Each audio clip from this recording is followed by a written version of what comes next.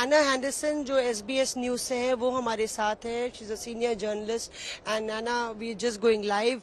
आपसे पूछना चाहते हैं Australia, how does Australia view this entire G20 presidency of India? Your prime minister had called Prime Minister Modi boss and he had a very successful tour of Australia recently. How are the Australian people viewing this entire summit? You have to see the relationship between Australia and India at the moment as incredibly close. The Prime Minister of Australia has been very keen to make sure he and Narendra Modi are keeping in very direct contact during this process. This year has been a big year for the Australia-India relationship. Of course, there are still some sticking points on the trade front that I'm sure it would be seen as very advantageous if they were raised and discussed over the course of this weekend. But certainly there's a great interest from Australia in what's happening here in New Delhi. In the backdrop of Quad, China, the Chinese president not coming, how does Australia view that, his absence, and is he trying to register a point? There was a great interest from Australia in President Xi coming to these summits because it was hoped that Anthony Albanese would also have a chance to sit down with the Chinese president, though in the end it was the Premier Li Keqiang who we had the meeting with in the previous days.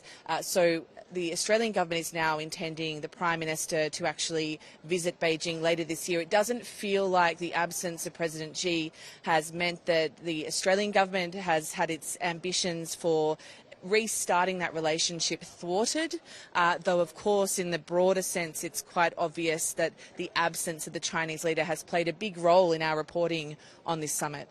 All right. And importantly, you have many people from the Indian diaspora in your channel. In Australia, the Indian diaspora is very strong. Punjabi and Hindi, would you want to say something to all the Indians who are watching you on Aaj Tak? Look, I would love to say that I can speak these local languages, but I have so many colleagues who work tirelessly to bring the stories of India to our audience in the diaspora in Australia, and I know many of them will be hoping at some stage they can come and report from here as well in English and in language.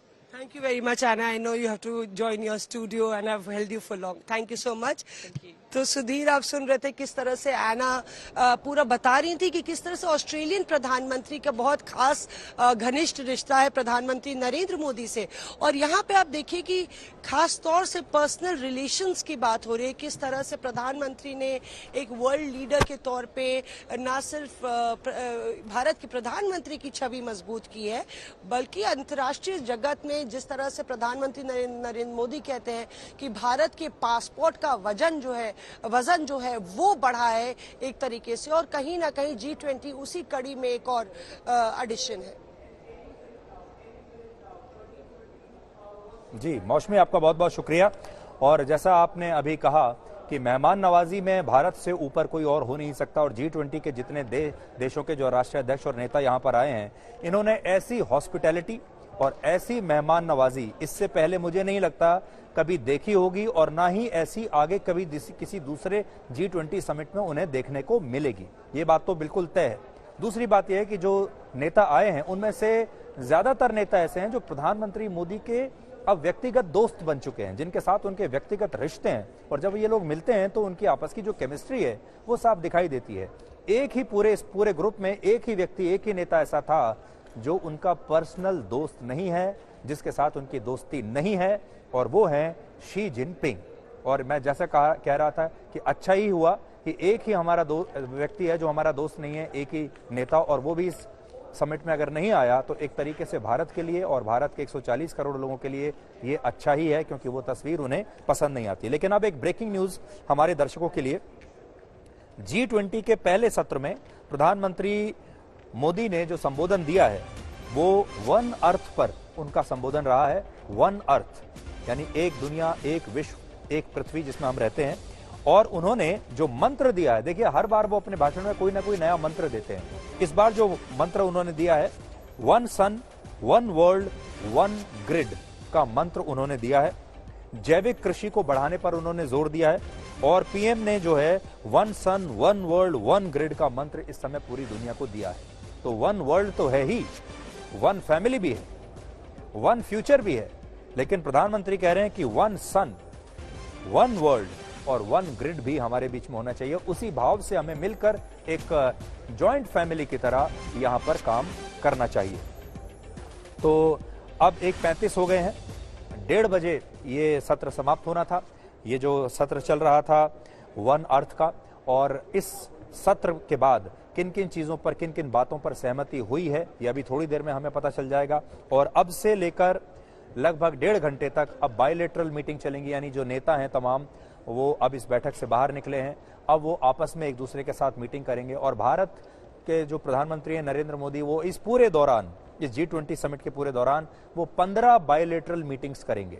तो देखिए इस समय प्रधानमंत्री मोदी का अपना schedule आप देखिए कि कितना जबरदस्त, मतलब टाइट शेड्यूल उनका होगा कि 15 बायलैटरल उन्हें करने हैं। इसके अलावा डिनर में वो शामिल रहेंगे आज रात को, जो होस्ट कर रही हैं भारत की राष्ट्रपति। और देखिए प्रधानमंत्री मोदी ने एक वीडियो अभी ट्वीट किया है, वो वीडियो एक बार अभी आप देख लीजिए, ये देखिए।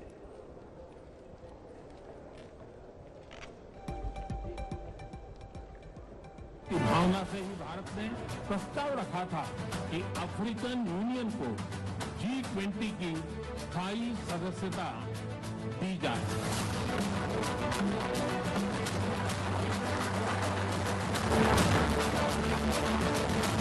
भारत की G20 प्रेसिडेंसी देश के भीतर और देश के बाहर इंक्लूजन का, सबका साथ का प्रतीक बन गई है।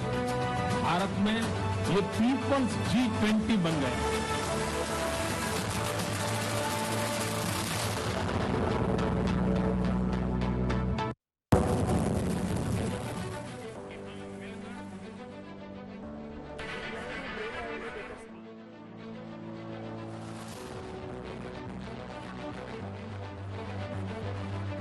आज G20 के, तो अभी आपने देखा प्रधानमंत्री मोदी ने अभी इस पूरे सेशन में जो कुछ कहा। अब सीधे चलते हैं मेरी सहयोगी श्वेता के पास। श्वेता,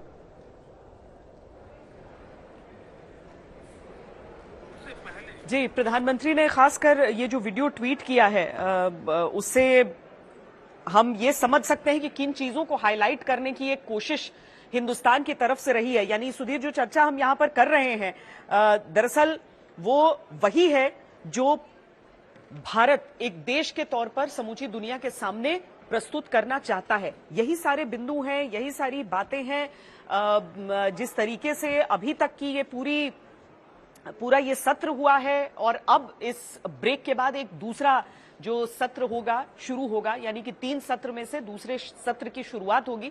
और आज ही के दिन चूंकि वो भोज भी है जिसका आयोजन यहीं पर भारत मंडपम में किया जा रहा है, जिसके लिए राष्ट्रपति की तरफ से न्योता सबको गया है। मेरा ख्याल है कुछ देर में अब सारे मुख्यमंत्रियों का भी दिल्ली पहुंचने का सिलसिला शुरू हो जाएगा।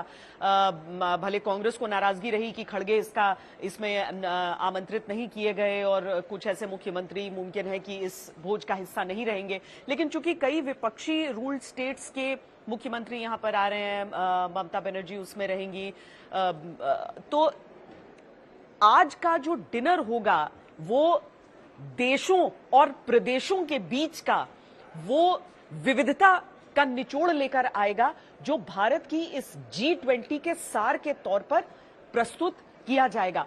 आज यहां पर सबके लिए वेजिटेरियन खाने का बंदोबस्त किया गया है, ये जानकारी दी ही गई थी। हालांकि साथ में जब मैंने ये जानना चाहा कि जो अरब देश हैं या फिर जहां पर खास तौर से नॉनवेज ही खाया जाता है, तो बताया गया कि एक लेवल पर उनके लिए भी अलग से खाना पेश करने की कोशिश की जाएगी। लेकिन मुख्य तौर पर जो भारतीय डिशेज हैं, जो मिलेट के से बने हुए खाने हैं, वो सारी चीजें यहां पर दी जाएंगी। वैसे भी जो डेलीगेट्स यहां पर हैं उनके लिए यही सब व्यवस्था की गई है।